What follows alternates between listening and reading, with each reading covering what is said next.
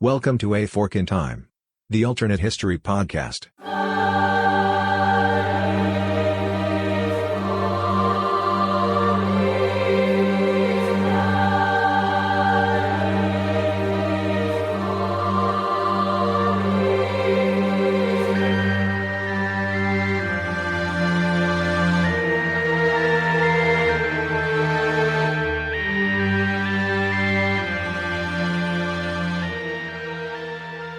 Hello, and welcome back to another episode of A Fork in Time. It is Kai McAllister taking the host chair today, and joining me is a trio of esteemed guests. And in no particular order, we are joined by the man himself, Mr. Chris Coppola. Hi, good people. And His I Excellency. intentionally behaved that time because this is Kai's first opening, and I didn't want to throw him. So we got the best behavior. Yes, indeed. Thank you for that. And His Excellency returning, Mr. Evan Buck. Hey everyone, how's it going? It's your boy Evan. Today, we have a very interesting episode, one which was expounded upon in a prior episode, but we want to take that and we want to expound upon it even further. And We're finally doing a threatened part 2 after a long string of part 2s that as of yet have not happened. We have made many veiled and not so veiled threats to assault you all with another episode, a follow-up episode on a topic we already did. We are making good on our promises. So today we're going to be doing a follow-up, and I will toss it to Chris to explain what exactly we're following up upon. So, by the way, just to be clear, this is a part 2. We are probably going to end it at part 2. This is not going to be another 6-part. As fun as the Little Brothers Club was for us and a lot of our listeners, we did start getting some feedback that it was maybe a little bit getting long in the tooth. So rest assured, dear listeners, we are most likely going to end it here on part 2. So this episode is basically we're referencing the King George going on the South Beach diet, basically. And that is somehow going to like Southampton Beach, I don't know, Bristol Beach, or as Kai said last time, he goes keto. Yeah. Right. So he's not as insane, and the previous episode we talked about basically how that affects American independence. If you follow us enough, you know I'm taking it somewhere else. I'm taking it back to continental Europe and also everything else Great Britain is involved in at this point. So last episode, basically, he's not as dug in. King George is not as dug in. And the outcome of the American Revolution is some sort of something similar to what we see today in the Commonwealth. In other words, the United States Congress has control over its own affairs, but it still recognizes the royal sovereign as their ruler, as their head. And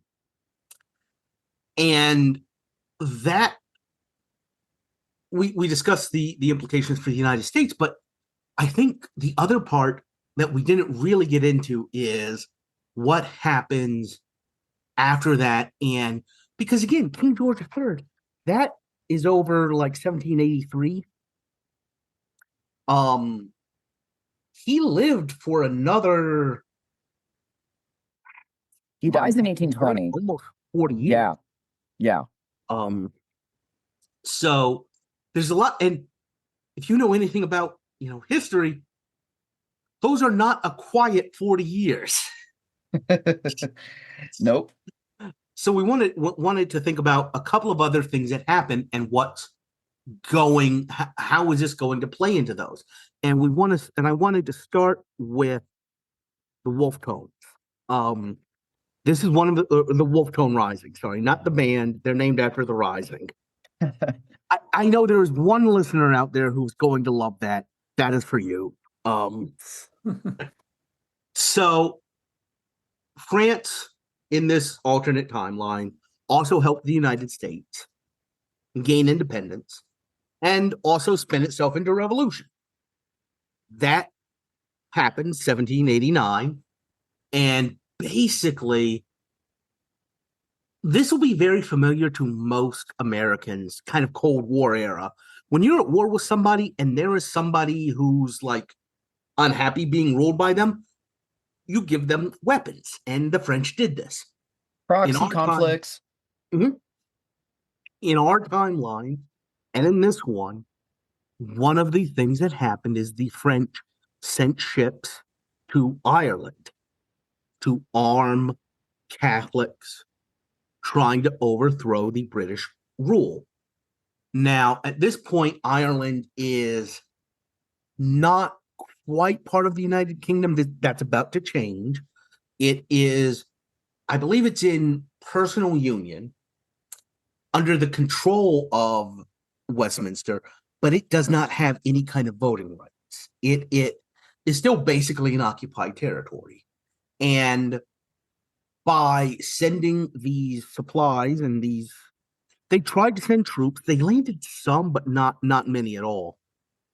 And this rising by the local Irish scared the English enough into trying to basically pass, in our timeline, 1800, 1801, the Act of Union, which officially brings Ireland into the United Kingdom. And this is now at this point in the history of this podcast, we've had different people arguing over the definitions of England versus Britain versus the United Kingdom. This is the beginning of, this is the United Kingdom as we know it, period, in our understanding of it. Except for the south of the island, except for the Republic, but we'll talk all about that. In this timeline, what we discussed and what we think is Ireland is full of Catholics, and King George had a problem with them. Is that fair to say? I think that's a little bit of an understatement. Yeah. One of the only things that a British monarch, again, we've talked a little bit around this. This is the point at which monarchs in Britain stop mattering to a large extent. He is one of the last, and he is only able to do things through soft power. But one of the things he was able to do through soft power was prevent Catholic emancipation, basically removing all legal prejudices against Catholics in Great Britain. He did not want that to happen. The elected government did right after the Act of Union, and he was able to convince people to prevent that from happening. If he is more sane, Kai, you kind of had some thoughts about what his role in Catholic emancipation might wind up being. Well, yeah. So part of the reason why Catholic emancipation was able to take place was because King George III, who was, as you note, adamantly against Catholic emancipation. And for reference, he saw supporting Catholic emancipation as a violation of his regnal duties as king. And so it was as part of his coronation oath. He has to take an oath, which basically says that he's going to uphold the Protestant faith. And he viewed Catholic emancipation as something that would be in violation of that oath. And so on those grounds, he was opposed to it. And he was virulently opposed to it. But because he had various psychological issues and was deemed insane, the forces in favor of Catholic emancipation, chief among them being Pitt, the prime minister, it was able to go through. And so in our timeline, we end up seeing Catholic emancipation take place.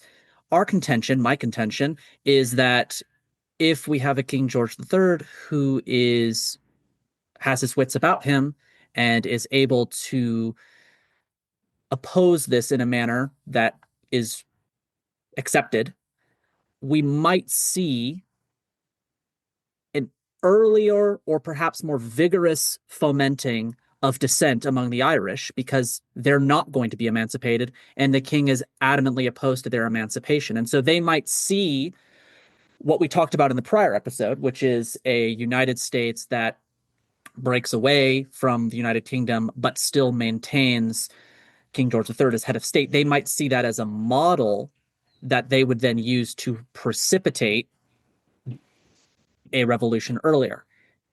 And because King George has his wits about him and is able to stand by his position of being against the Catholic emancipation, that might just add even more fuel to the fire. So they have two things. They have the United States setting an example, which they have in our timeline and in the alternate timeline. But in addition, they have a sane King George acting against their interests, which would then be, two nails in the coffin that might be enough to push things forward along faster and more vigorously. And let's keep in mind, in this timeline, in the alternate timeline, instead of King George having his pits about him, King George has his wits about him. Yes, I just had to throw that pun in there. Pitt, of course, is obviously going to still be a factor, and Parliament is still going to have their own wishes. And I think what's key to understand is that in our timeline with an insane King George, this was a very big reason for the decline of the British monarchy in terms of its, political hegemony, its political soft power and hard power as well, but mainly, having the king be a force in a policy sense, in a political sense. And so after King George passes in our timeline in 1820 and his son, King George IV, comes on the throne, he wasn't great at the job. He wasn't as popular at all as King George III was. And so this was when we see in our timeline, Parliament basically asserting and exerting more power, more control. And like I said in the last episode, essentially rendering the British monarchy the one of the world's major state subsidized celebrity families. Well, in this alternate timeline that we're talking about, King George lives a few more years, maybe 4 or 5 more years. And this, of course, shortens the reign of his less effectual son, coming down the line. But this also means that he's able to try and push for changes that are maybe not as in line with what Parliament necessarily wants. And you have to understand that in the alternate timeline we created, George III loses America. America is still largely aligned with Britain, still has him as a head of state, but from the perspective of the Parliament and from the perspective of a lot of the British who still view King George favorably, he's still a pretty popular guy as a person. But politically, his standing is starting to become a little less tenable by each passing year. In our timeline, it's easy to kind of write it off as, oh, well, he's insane. He doesn't have all his marbles. So, okay, whatever, he gets a little bit of a hall pass. Not so in this timeline. He is fully capable. He is making decisions that Parliament, by and large, probably don't view as being in the national interest of Great Britain. Of course, not that he's against them, but just that against Great Britain, but that, it's just not what Parliament thinks is the best for the country. So he lost America on his watch, and now he possibly stands to lose Ireland on his watch. I think this is the start of, whether or not Ireland actually gains more autonomy or not. I think we're going to push some events earlier in the alternate timeline of for lack of a better term, a parliamentary revolt. Parliament basically saying, look, King George, we respect you. We like you as a person, as a guy, but as a ruler, you're not cutting the mustard anymore, man. Like, things just aren't working. The empire stands to possibly devolve. I do think there's a way for King George to get out of this a little bit longer, though. And I don't want to necessarily kick the can down the road to the French theater right now. But I will just say, having a Napoleon exiled to St. Helena still in this timeline, I think is a huge amount of street cred that King George can still kind of coast on for a while. Because, we had the British and their allies and Prussia able to beat Napoleon in the Napoleonic Wars with an insane King George. So I don't think things are necessarily going to change a ton with the Napoleonic era. We can get into specifics in that in a few minutes here. But I do think George will probably be able to run out the clock, at least a little bit, in trying to keep everything under control. So the one thing first, he was successful in putting off Catholic emancipation till about 1829. So it wasn't actually enacted over him, but he still was pretty openly opposed to it. And that still would have triggered the same reaction in Ireland. I think the important thing here is if you have the United States as a model, basically the Act of Settlement of 1701, I want to say, joined Scotland and England. And when it came to the Act of Union of 1800, they basically copied and pasted that and said the same structure is going to be in place here. If you have an American structure of a local government, I think then that may be what they copy and paste and have one, deal with the Irish and say, listen, okay, the revolt happened. Actually, something similar to what wound up happening right before actual Irish independence, which was the Home Rule Act was passed in the summer of 1914, and the British government said, you know what? That's not happening yet. As soon as this war is over, we'll give Ireland home rule. I think what the British do is they go to the Irish and say, okay, we're fighting Napoleon.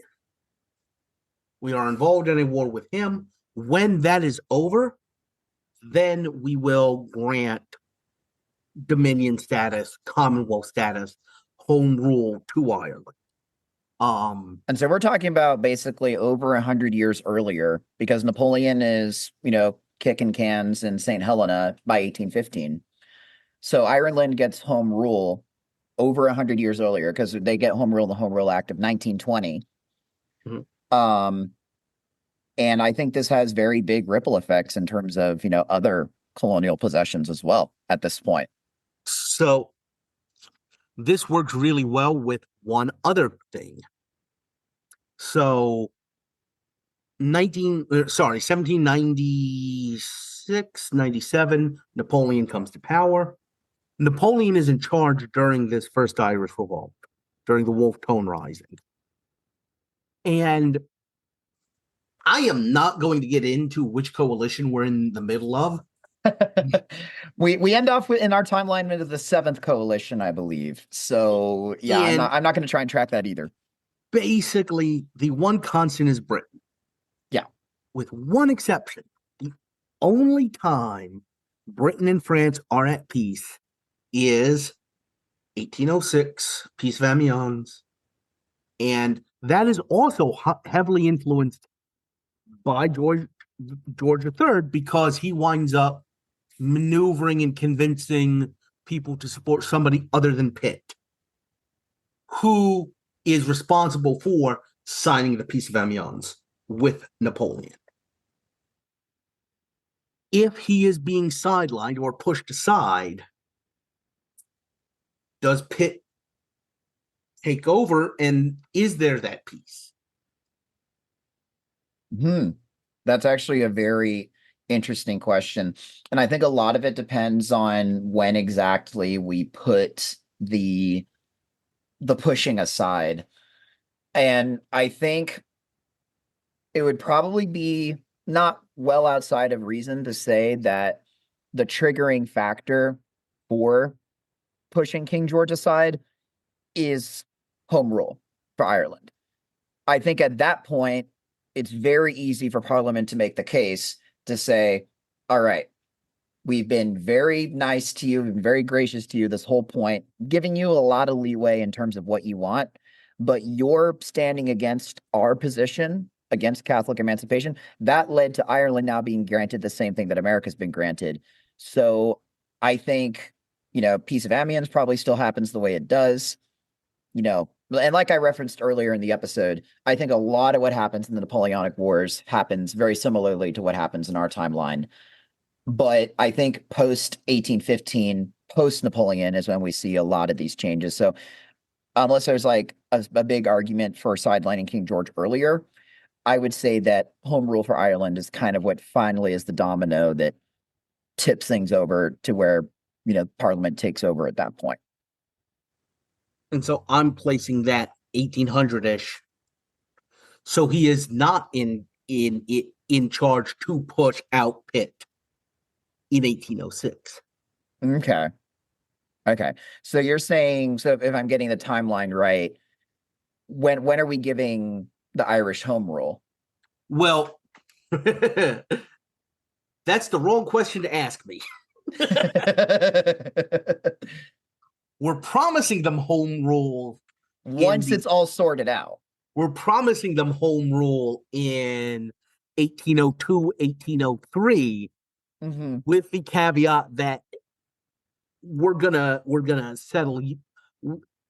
We will not be at war when you get home rule Ireland. Yeah. And that also very much gives the Irish, who represent a lot of the soul in both our timeline, fast forward 100 years in World War I, and in this timeline. By the way, who's the greatest British general of this entire, who's the British general of the Napoleonic War? So only one guy.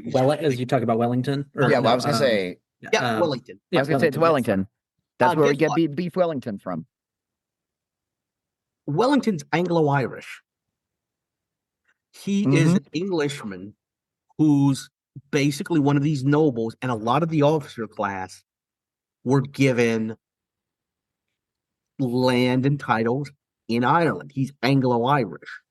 Also, if you look at just who makes up the army, those are other actual Southern Irish, Catholic Irishmen. Keeping Ireland on side by promising them this is going to make the war a lot easier. Yeah, 100%.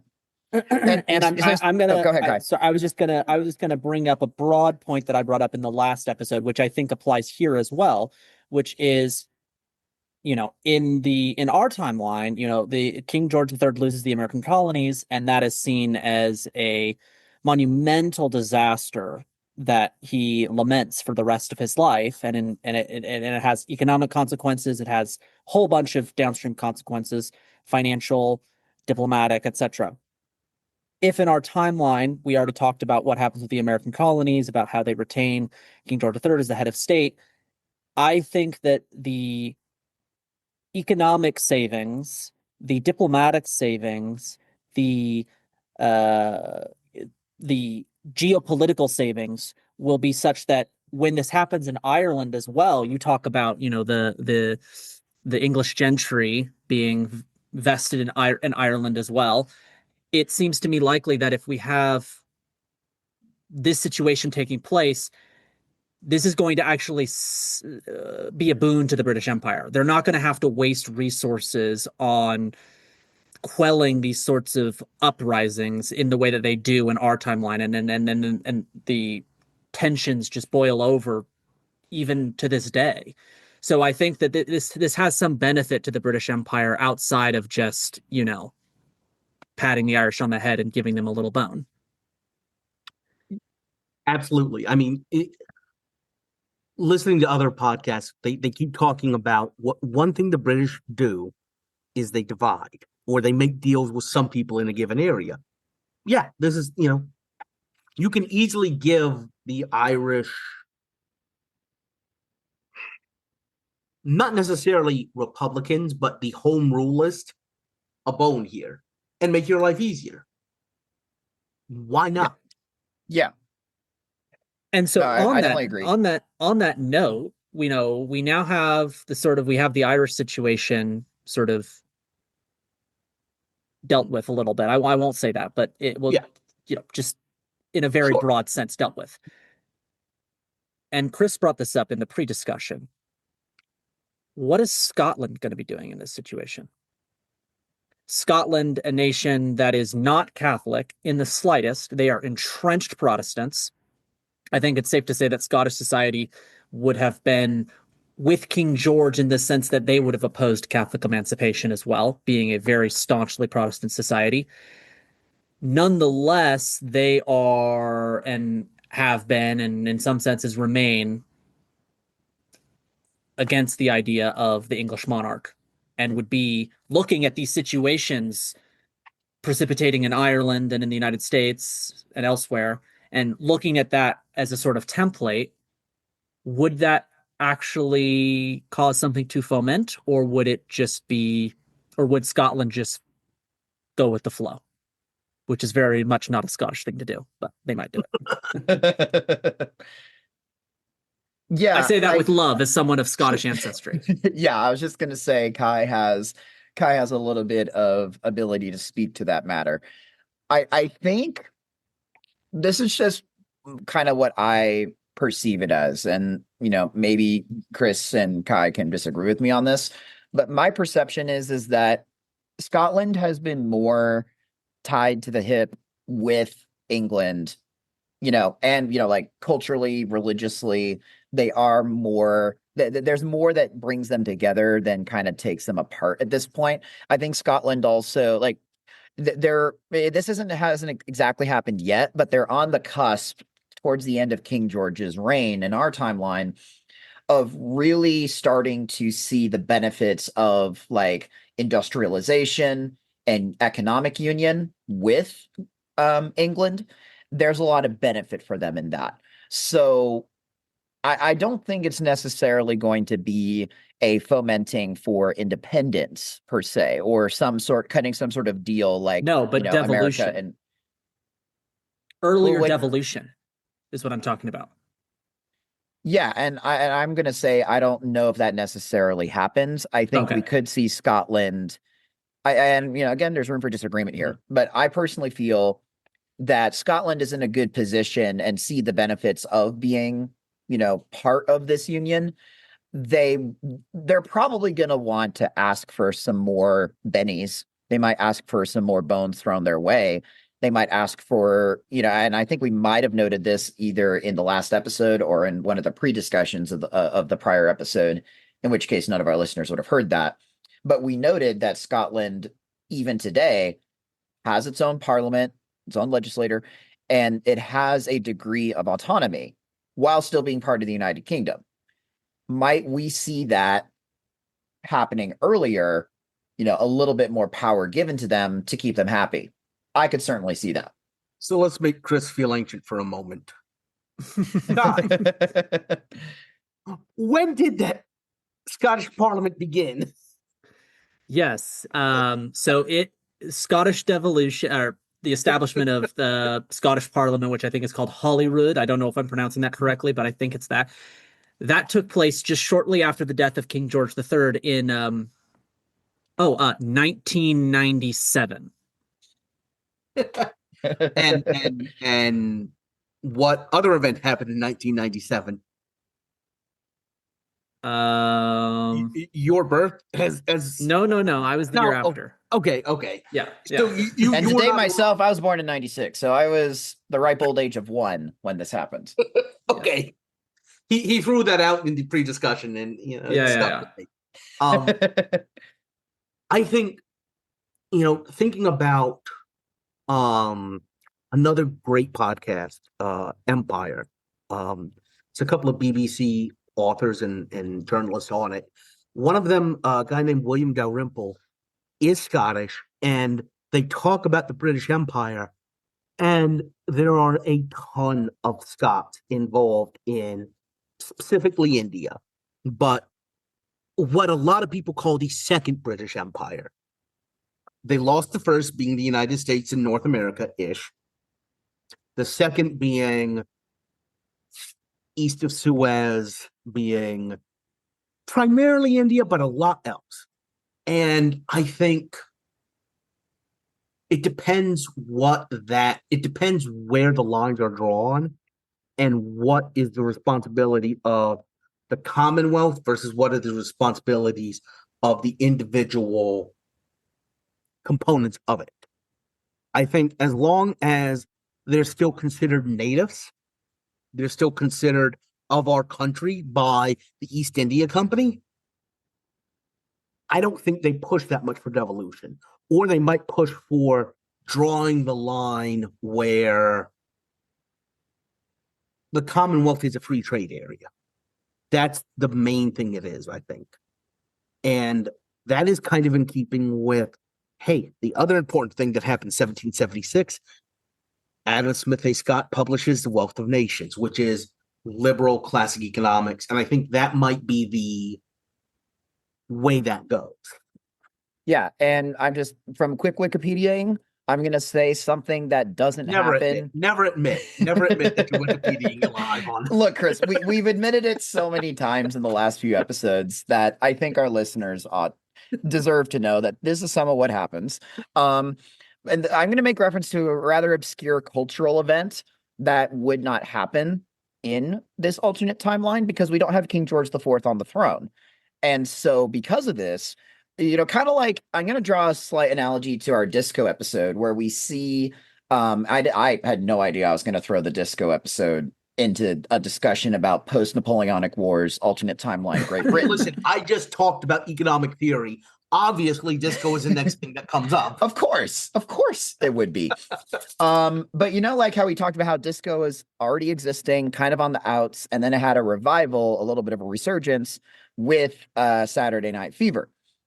Well, in our timeline, Scottish nationalism and the expression of that was kind of on, the decline by like 1815-ish or so, a lot on the decline. But then there was, just like disco, had a bit of a resurgence.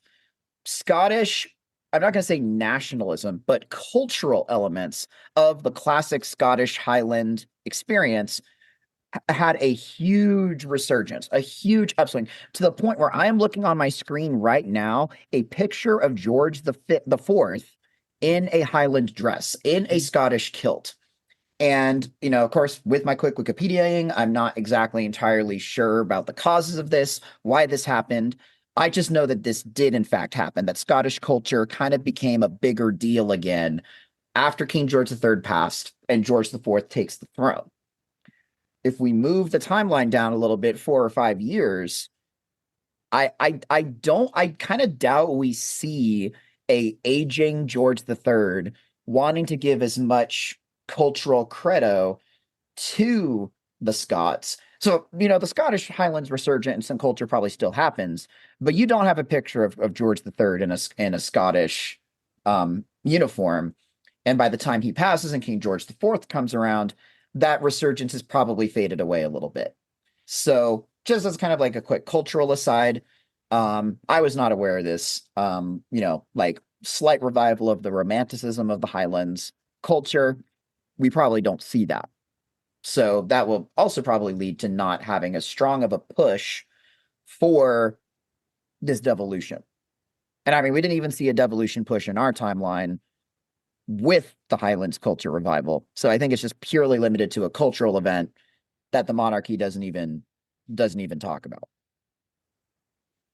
So with all of this established, I kind of made an oblique reference to this earlier in the episode, but I think we can kind of start talking about this in terms of what these sorts of movements and moments mean for the broader British Empire.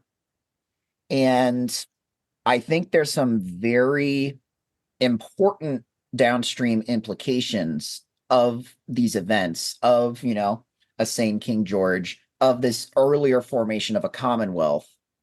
We talked about America gaining independence with King George as the head. We talk about Irish Home Rule happening a lot earlier. I think it stands to reason, this was something that I discussed with Chris and Kai in the pre-show, the pre-podcast, what happens to other more far-flung possessions? Like, if I can. Yeah, jump in. We'll get there. You mentioned St. Helena. Speaking of far-flung Yes. possessions, Yeah, exactly. let's wrap that up because what we're talking about is a little bit further. A little bit further downstream. Yeah. And I want to come back to. We'll come back to it, but I want to come back to what you were just. That guy. Yes, Chris is Friend kind of the Napoleon Bonaparte. Chris is kind of the show referee here, making sure that we're staying in the lines. Yeah, so let's tie up that thread really quick. Because we have Irish, then we can kind of expand out the circle a little bit to what's going on in France and kind of mainland Europe, and then we can expand more outward from there. So yeah, Napoleon is exiled in the alternate timeline. By the way, for the second time. The piece of amiens is very short. Oh yeah. It doesn't change anything really. Mm-mm. And everything we're familiar with, invasion of Russia happens. But it does, and in terms of this inflection point, it does give an important little brief moment for the Irish to basically say, okay, pinky promise, you got to fulfill it now. Yep. Yeah. In this time, it doesn't. And I think basically that home rule comes into effect 1815-ish, Congress of Vienna. But you were talking about something else going around this, basically the post-Waterloo exile. Mm-hmm. Yes. So yeah, so Napoleon gets exiled for the second time because the first time he was exiled to Corsica. This time he's sent to a little tiny island that the UK to this day still owns. That's off like the southwest coast of Africa. So what do we think is going to happen with, post-Napoleonic relations with France, especially now that we have, the second restoration happen, but we have a little bit of a more adept ruler on the throne for a little bit longer. I'm not super sure about the implications of that, so I'm going to toss it Chris's way because I think he's going to be a lot more knowledgeable about this than I am.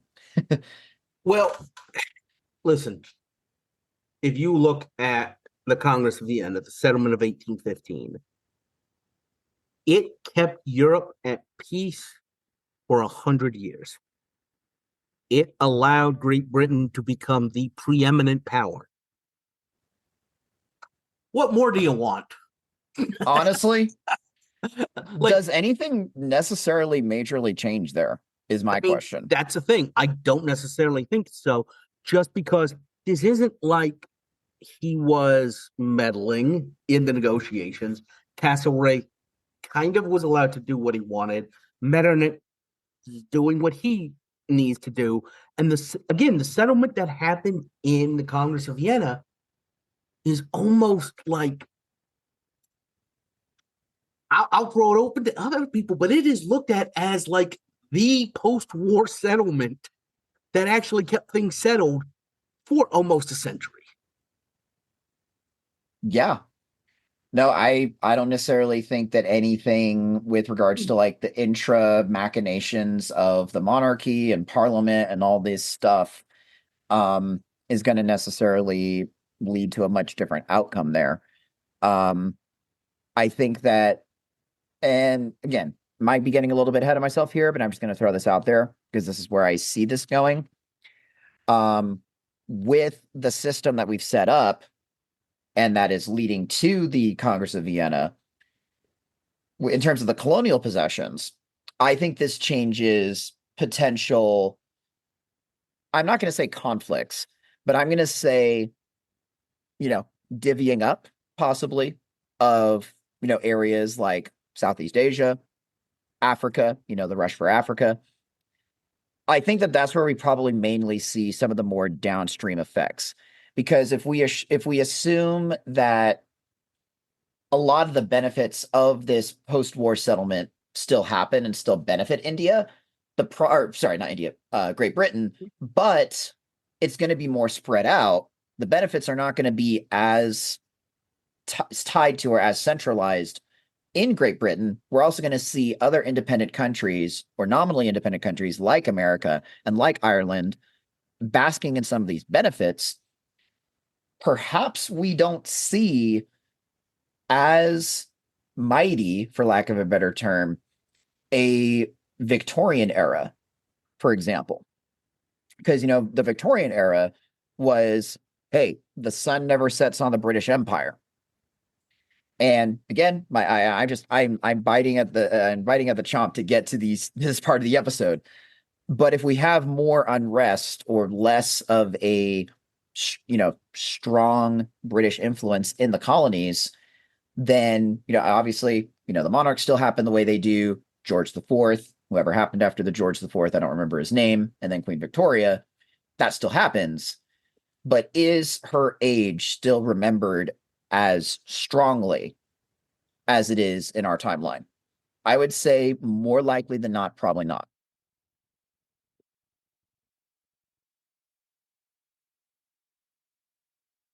Yeah, I'm not so sure, but I don't know. That's a difficult one to toy with because Queen Victoria, I feel like her reign is defined not so much by her, but by external factors, which she got very lucky to be born to the family she was when she was. She doesn't really have much say in things, but hey, and just like James Watt is more important as well. This is what I was bringing up, is that I think we have a term Victorian, and the term Victorian has little to do with foreign policy. It has everything to do with the Industrial Revolution. It's the Industrial Revolution, and it's also cultural norms and expectations. The cultural results of the Industrial Revolution. Yeah. I think that's very well said. I think that's very interesting to think about, downstream effects for, again, kind of coming back to the United States for a little bit. We promised most of this episode would be focused on like Europe and other colonies, but I will just say, I think it's really fascinating thinking about an America that adopts the metric system and drives on the left-hand side of the road, as opposed to having a much more independent streak to it, like we see in our timeline. Well, I don't know. I feel like it would have been. I mean, Canada still drives on the right side of the road. Yeah. And Henry Ford is still an American, and those sorts of things. I think the cultural implications are probably less interesting than the geopolitical ones, in my estimation. Right. Hey, what is the name of the other system other than metric? Ironically, imperial. Yeah. Okay, Britain didn't adopt the metric system until 1965, which not even of note, of note,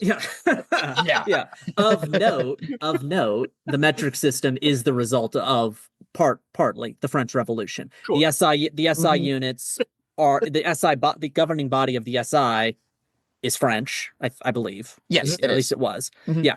When the units were not tied to like physical constants, the standard weights were, if I remember correctly, kept in France. I'm kind of bloviating here. I don't exactly remember, but I vaguely remember that like the standard kilogram and the standard gram were cubes or whatever metal thing that was held in a vault in France. I believe they still are. I could be wrong. I mean, they are, but they're no longer used. They're no longer used as references, right? They changed it so that now they define it based off of physical constants, not based off of objects. But yes. See, we're able to incorporate some of your scientific knowledge into here, Kai. Yeah, so well, I'm afraid I'm not getting that correct. So please don't skewer me if it was, held in Luxembourg and not France. But yes, the point is that it's not in Britain, and Britain doesn't adopt it until way later. So I think, but nothing we've laid out changes the Industrial Revolution. No. So all of that still happens. I do have, so the one thing that is bouncing around in my head is the nature of this Commonwealth. In other words, what are the responsibilities? What are the powers of this overarching entity, and what are the powers of the individual entities? And I think this is an interesting segue because the United States, to develop its textile industry and develop its industrialization, used protective tariffs on British products. Mm-hmm. And I mean, I think we did also kind of skip over a little bit. We did talk about in the previous episode an earlier civil war because of Britain, wanting to enforce its anti-slavery provisions, anti-transportation of slaves, not really even full emancipation yet. So, I mean, we could touch upon that a little bit if we want to. I got one of my things. Oh, okay. Okay. You got one of your here we go. patented Chris Nukes trademark. Yes. Get behind the bunker. Yeah. The question though is, if this is is this a free trade system? Is that basically all this is? A free trade area? I mean, to make reference to another prominent economist, do we have Adam Smith with the invisible hand of the market? Like, kind of that theory coming to prominence earlier? Because again, in the lead up to and with the American Revolution in our timeline, we're still dealing with a more mercantilist idea, which is, exploitative extraction of raw materials and all this stuff going back to the mother countries and essentially gold, all these precious metals being seen as the, units of source of wealth. The easiest way to understand it is trade a zero-sum game? Right. Exactly. It's kind of where I was going. Thank you, Chris. Do we view trade as a zero-sum game, or do we adopt this more free trade, free association sort of mindset earlier?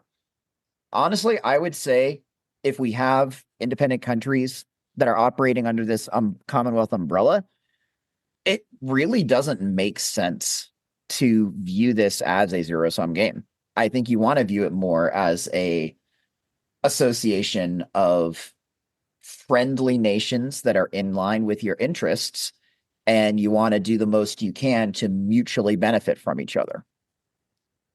But here's the other thing.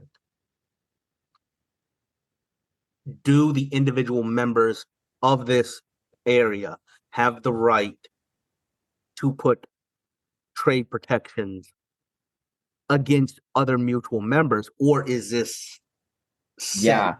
I think is a really good question, because if I know anything about Parliament from this point of time, they don't like anything that messes with their stream of income, with their revenue streams.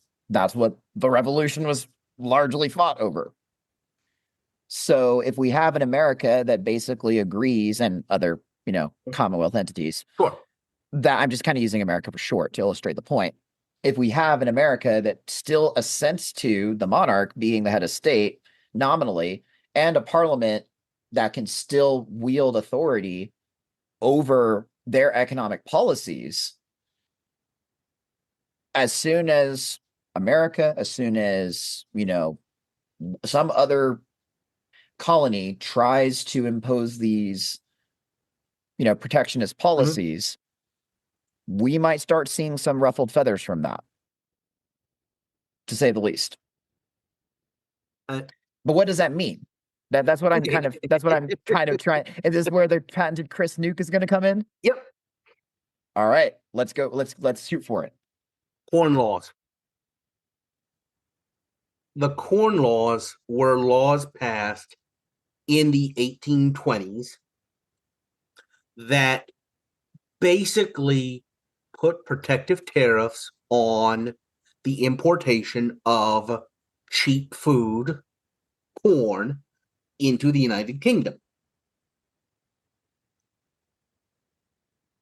A lot of that could probably be coming from America and coming from Canada or other areas. If each of these areas is able to do it for themselves, well, that's, you could easily see the United States not wanting to have to trade with British fabric weavers, the Manchester. But at the same time, the British landed aristocracy not wanting Ohio wheat coming in. But so that's the question there. But it builds to something else because the corn laws are generally blamed for something else, which was a condition that made it very, very expensive to import food into the United Kingdom. So if you happened to have a blight on the primary crop of a certain component of the United of your Kingdom, kingdom, you Yep. could have a famine triggered by the government in Westminster that does not have representation from this other component. We just gave this other component representation. So did we just possibly stave off the potato famine?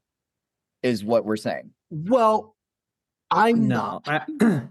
I'm putting that out there and wondering about that, because if we are in a situation where the overarching structure does not have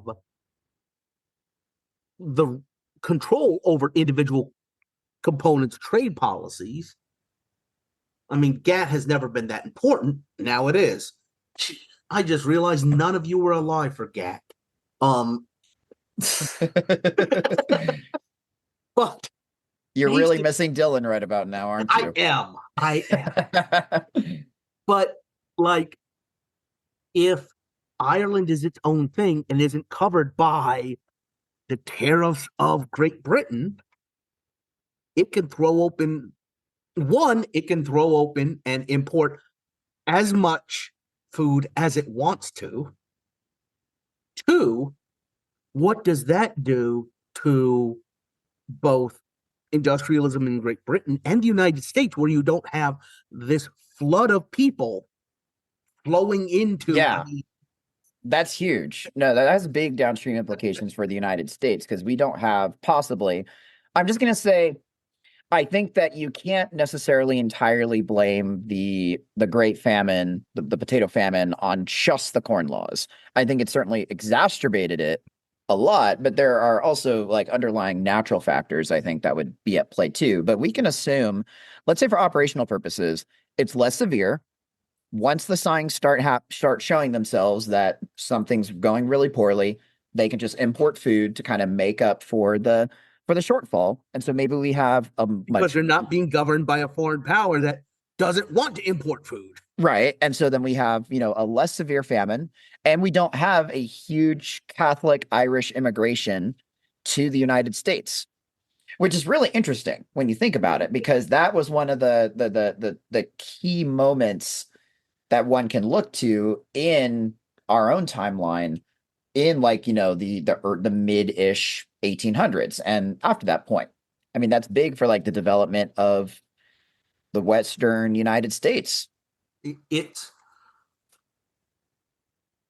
not like there's barriers to them, but they're not pushed out the way they are. They're not pushed out, and there's not really as much of an incentive to necessarily go.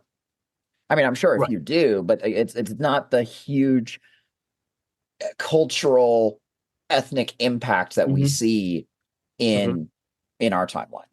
Well, let's not forget that the British had treaties that with the Indians, with certain tribes, that they were intent on, and we can debate whether they actually were intent on, but they claim to be intent on abiding by. So if the United States is still nominally under the umbrella of the British Empire, do they then abide by the treaties that were negotiated for them on behalf of the British? We mulled on this before. I think that's highly unlikely. I think it's highly unlikely. I think Manifest Destiny happens. You could put Ethiopia in charge of the colonies and it would still happen. It's just a natural consequence of them establishing colonies on the East Coast that they would go westward. So I think that the economic implications of the potato famine and Irish emigration, I'm not so sure. Well, first of all, I'm sort of with Evan on the fact that I'm not convinced that it would have a huge impact. The tariffs would have a huge impact on the potato famine in the sense that they're not the driving force necessarily. As to whether it would affect emigration from Ireland to the United States, I think it might have been nominal, but I'm not convinced here. I'm not convinced that this is a huge difference that we would see in the alternate timeline versus the canonical timeline. Yeah. And I think that's something that we can kind of leave as an open question, but something that I think is worth a consideration. And maybe our listeners have an opinion on that. I kind of side a little bit more on the Chris side of the spectrum on this, because I think that being the natural causes are not going to be changed, but the policy response is going to be a lot different. And I think it's really going to stem the famine versus a bad harvest. Bad harvest happens. When you have sustained policies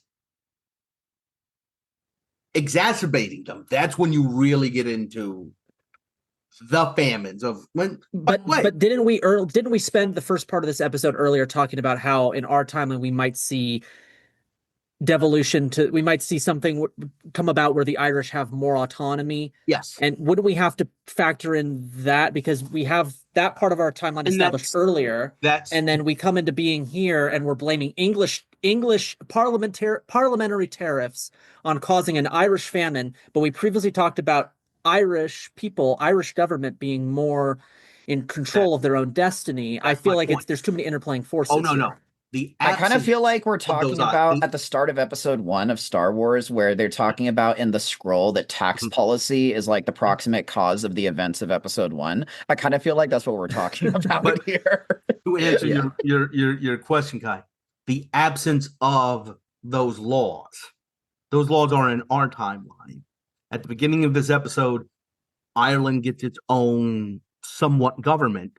Therefore, it isn't covered by the Corn Laws, and therefore it is able to. Oh, I see. Okay, I was misunderstanding where we were going with this. Okay, okay. I'm a little more in line with that now. Yeah, I could see. I'm glad that we clarified that, because I could totally see if you didn't know exactly where our thread of thought was. Then your I was conceiving of a parliament that was just magically decided we're not going to pass the Corn Laws because reasons. No, we're not talking about that. We're saying that it doesn't cover Ireland. That's what we're saying. Okay, that makes more sense. But yes, speaking of famines caused by the British Empire, Evan, you want to take us somewhere else?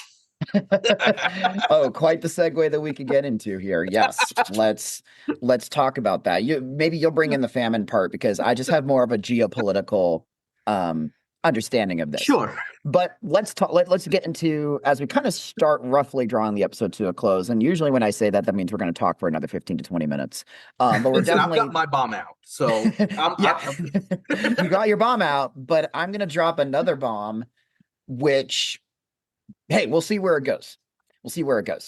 But as I've alluded to now a couple times in the course of this episode, I feel like this system of a more Commonwealth kind of governance structure that keeps independent nations within the broader umbrella of the British Empire has very important downstream effects. I am going to primarily focus on India in my analysis here, but there can be other sorts of analysis and implications that can be drawn in other countries if we did a part 3, but we won't.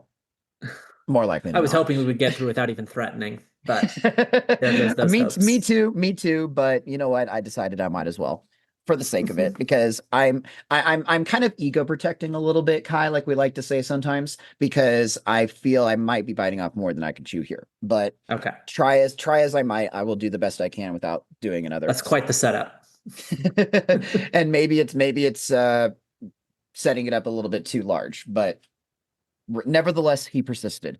If we talk about an India that is looking at that, they're also looking at what's going on with these other Commonwealth entities. And at this point, and of course, I'm not as well versed in Indian history and their nationalist movements. It kind of starts for me with, between the Mughal Empire and Mahatma Gandhi, it's kind of like a big kind of muddled, and maybe some point in history, the British East India Company, like it's not, I'm just going to say right now, it's not my area of expertise. But what I am going to say is I think that other colonies, as part of the British Empire, and like I said, in the Victorian era, the sun never sets on the British Empire. They see this greater autonomy for other countries. They see this deconstruction of mercantilist ideas take place. And they look around and they're just kind of like, hey, what gives? Why should we? Because again, we're also dealing with countries that are European, and maybe they're a different flavor of Christianity, but they're still white, Anglo-Saxon or Irish, Protestant or Catholic. We are now dealing with countries far flung across the globe that are, let's say, African, for example, can be, animist, Muslim, whatever, not primarily Christian. We're dealing with India, which, keep in mind, is a conglomeration of Pakistan, what is now today Pakistan, majority Muslim, India, majority Hindu, and Bangladesh, I believe, as well, majority Muslim, and some of the Arab states as well, which is a little known fact that I didn't really even know about until I started doing a little research on this, is up until a certain point in like the mid to late 1800s, areas like Muscat, Oman, Doha and Qatar, and Dubai, and what is now the United Arab Emirates, were legally still actually part of India. I think this is crazy. Like, because today we just have our own modern interpretation and understanding of India being so culturally different from the Middle East.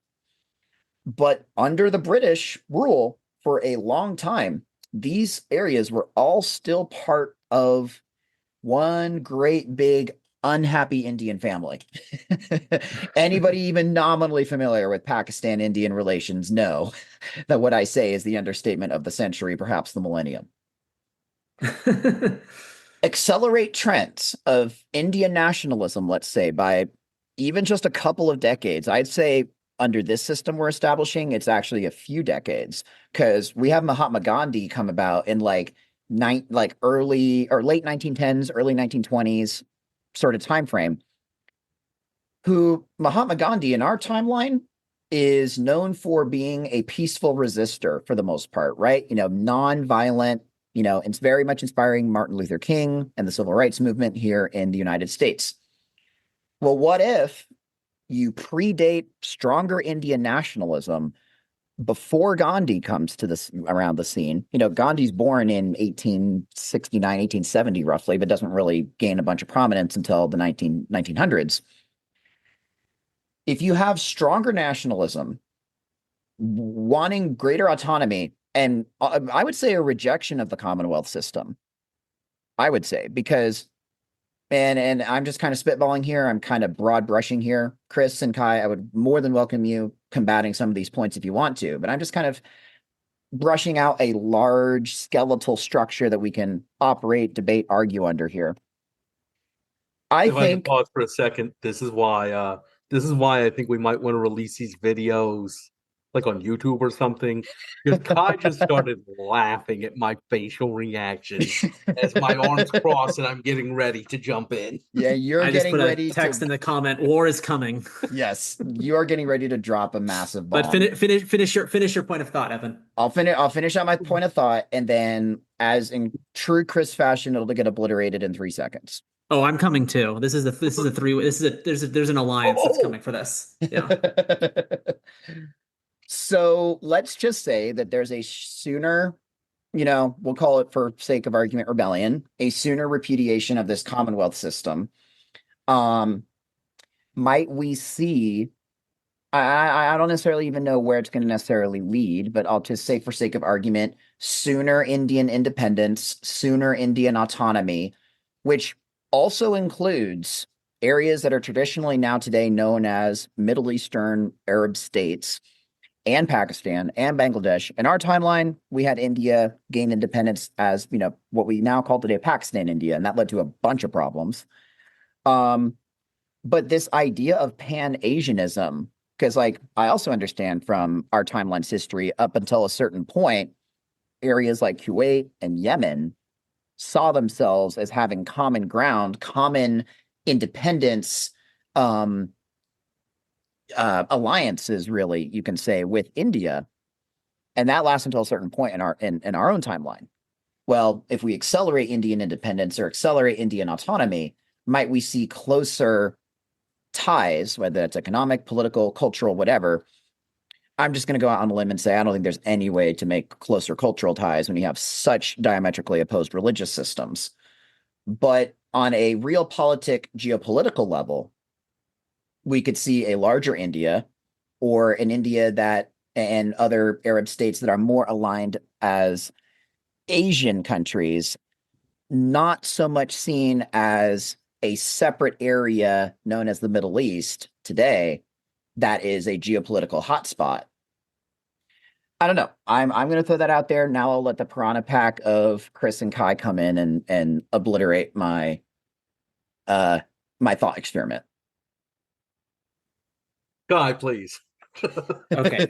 Take the reins. I think that the point that you made about Indian independence movements coming into being earlier is one that can be made. And of course, this is alternate history, so one can never talk in definitives. A Sith never deals in absolutes. However, second Star Wars episode or reference of the episode. Yes, indeed. Alternate historians never deal in absolutes. What I would say is that my contention would be quite the opposite. That as a result of the British Empire having a larger dominion, having mastered this sort of economic union with a little, or not an economic union, but an economic partnership with a retention of the monarch as the head of state, the continued integration of the white Anglo-Saxon Protestants in the Americas and the Irish Catholics in Ireland, the British Empire is in a position of not less power, but more power. As a result, I would argue that contrary to Indian nationalism coming into being earlier, I would argue it would come into being later. And if it did come into being earlier, I would argue the British Empire would be in a better position to repress and destroy it, as they did in our timeline, but with greater vigor. And so when it comes to the idea of greater Indian hegemony, Indian nationalism, India declaring independence, or them finding some sort of Commonwealth resolution, I think the British Empire will have nothing about it. They will not tolerate it, and they will be in a better, not worse, better position to repress any such efforts by Indian nationalists. So my contention would be the exact opposite. In our alternate timeline, Britain is in a better position, and they are going to be more repressive towards India because, as we all know, India is the crown jewel of the British Empire. It will not, under any circumstances, be granted greater hegemony for many reasons, but chief among them being, in the Americas, these are English subjects. In Ireland, these are maybe not subjects, but it's also Ireland. Like, we don't really care that much about Ireland. No offense, Ireland, we love you, but you're not India. And then we have to add into the fact that Indians are not seen as British subjects by any stretch of the imagination. They will under no circumstances be tolerated as such. So I don't think it's reasonable to say that Indian nationalism would come into being earlier. I would make an argument that it would come into being later. But I'm very curious to hear what Chris has to say about the matter as the third party here. Are we going to have a three-way war, or is there going to be an alliance of sorts? I say this. There's no such thing as Indian nationalism. Oh, okay. That's an even more hardcore position. If you think about like what defines India. By the way, is Burma, Myanmar part of India? It was actually. I'm not entirely sure. Actually, I'm not sure. I do know that I don't think they were French colonies, or were they? I was going to say Vietnam was French colony. Vietnam was French, but I think Burma might have been. They saw in our timeline, they saw common ground again up until a certain point with Indian nationalists until they broke off and did their own thing. It was part of British India. It's one of those things that basically the border, or even better, today's problematic and porous border between Pakistan and Afghanistan was You mean set Pakistan? because, huh? You mean Pakistan? Yes. Sorry. Okay. Yeah. Was set because that's as far as the British conquered. That's the only reason people on one side of the border are Pakistani and the other side are Afghan. Basically, the East India Company came into the subcontinent with the Mughal Empire existing, but with dozens of other states existing, and amalgamated them into one political entity, which to a large extent they had never been before. There is no sense of Indian nationalism. And I think because it's coming too soon in the alternate timeline for it to have really developed at this point. and Is your contention. Right. And I think if, in our timeline, the British Empire comes in and controls, it is a very top-down setup. If it has a lighter touch, you were talking, and by the way, that was a really interesting point about a lot of the Persian Gulf states, Scott. Because it's something that I forget easily. Yeah. If the relationship is almost feudal, is the emir bending a knee to Victoria, the same thing is going to happen in the subcontinent. And you're not going to have anybody saying that somebody in Mumbai is the same as somebody in Calcutta, is the same as somebody in Delhi. They don't see themselves as that. And nobody is going to tell them that they're the same. Yeah. Yeah, no, that makes a lot of sense. And you know what? I think I'm gonna agree largely with Chris's interpretation, but I'm gonna throw something in here that I'm gonna leave as an open thread. And again, now we threaten part 3. We moved on from threatening part 2 to threatening part 3s, but I'm gonna put the clamp on myself personally and say it's not gonna happen. But should we ever visit this in the future, I said to you guys in the Slack that a topic that we could possibly cover in the future are the Anglo-Afghan Wars. Well, let me just say, the first one happens in 1838. This possibly has big implications for either that going even more strongly in the British favor or that not even being an issue, like at all.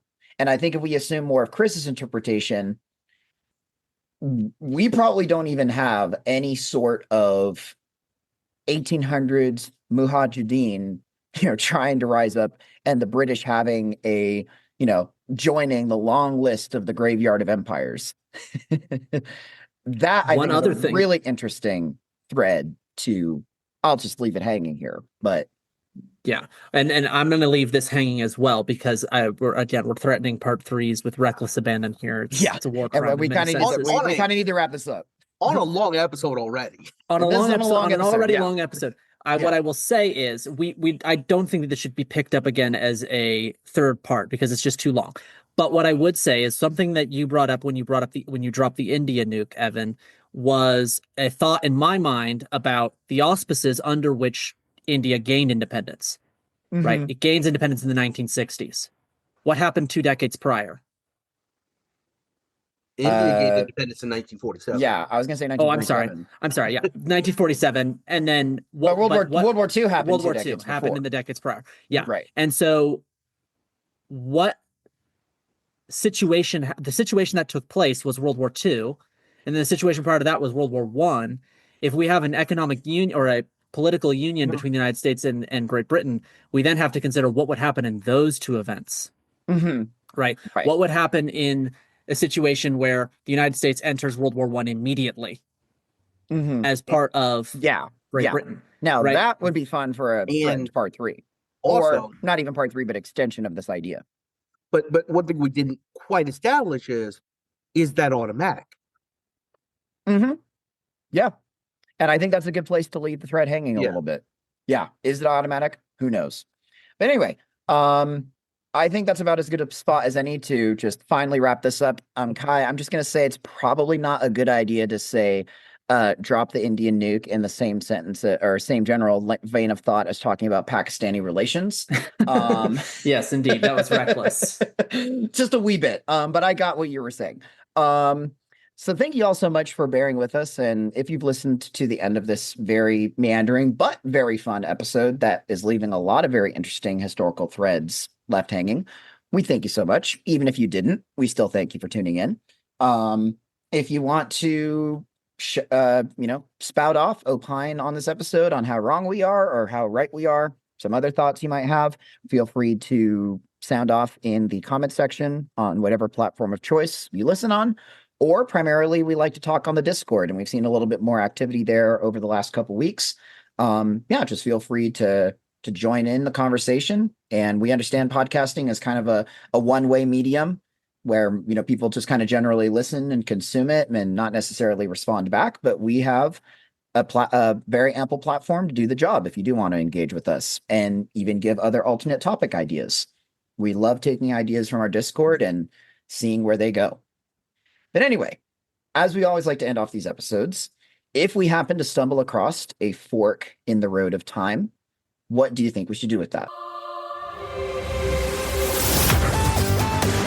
Thanks for listening to A Fork in Time, the alternate history podcast. Learn more and provide feedback by visiting our website at www.aforkintimepodcast.com. Connect to us on Facebook at facebook.com/aforkintime or follow us on Twitter at AFIT Podcast. If you want to support the show financially, visit our Patreon page at patreon.com/aforkintime. We hope you will join us next time.